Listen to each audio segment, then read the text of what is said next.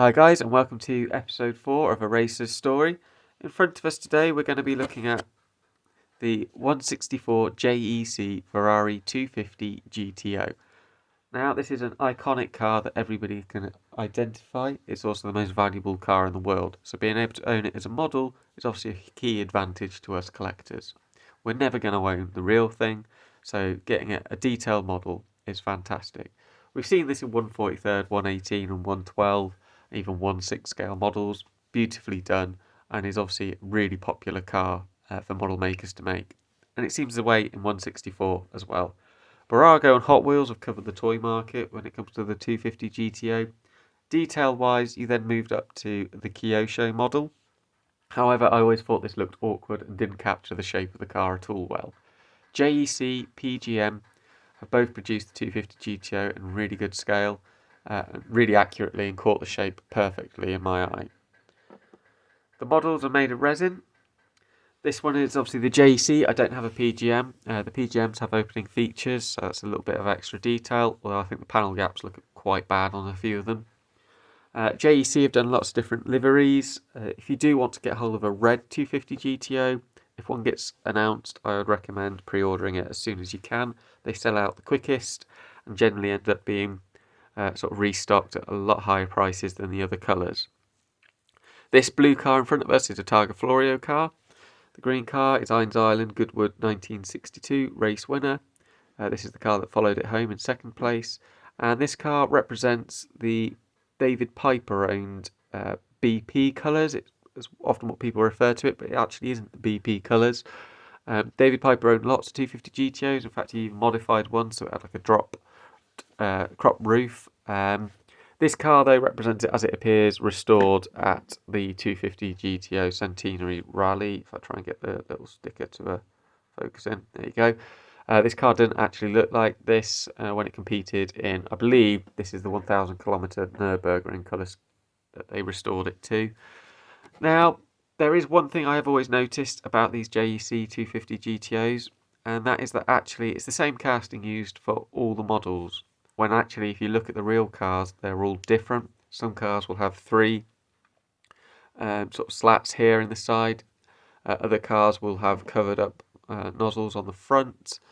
Slightly different bonnet features. You'll get like an extra bonnet scoop here quite often, especially on the Le Mans cars and things like that, which is a shame, but I can understand why a brand would only produce the one casting and just repeat it. It would take a lot of effort to develop all the variations. Some of the bigger sort of 143rd, 118 scale, it's easier to do that because you can just literally glue the pieces on, change the mould quite quickly. You could probably do that as well, but these are produced in a lot limited numbers, I think. Overall, the casting's really, really nice.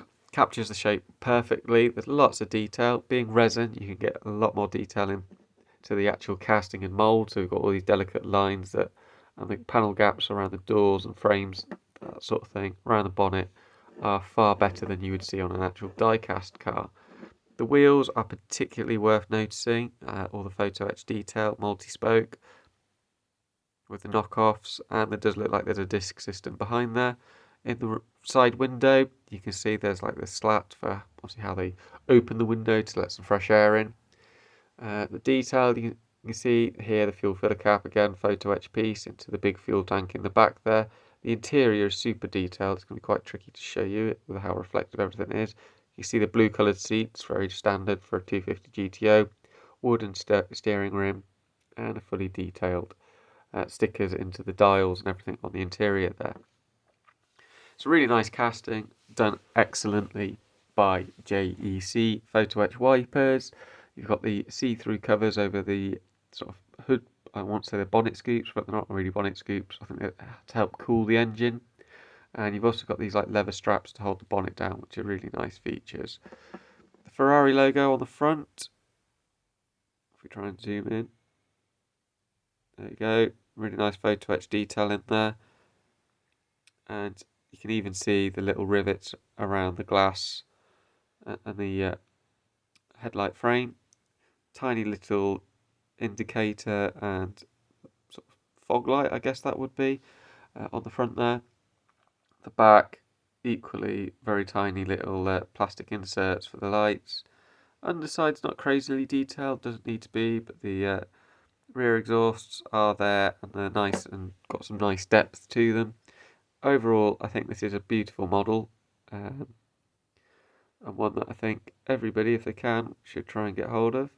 I cannot get it to go unfuzzy on the back of this car. Let's see what we can do. There we go.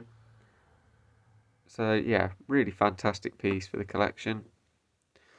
I quite like the JEC. Like I said, you can get them for around £40. I'd obviously try and get them when they first come out because they tend to sell out quickly and then reappear at higher prices, especially the red cars.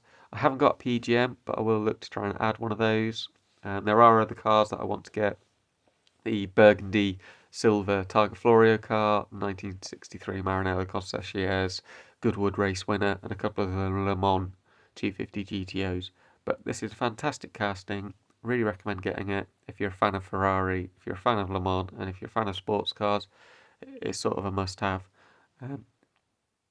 Next week we'll have a look at some more cars, possibly looking at some more modern machinery from GT4 and GT3, potentially TCR cars. Hope you enjoyed this video. Let me know what you think. Have you got this car? Do you prefer perhaps another brand of the 250 GTO model? Let us know and look forward to seeing you at the next video.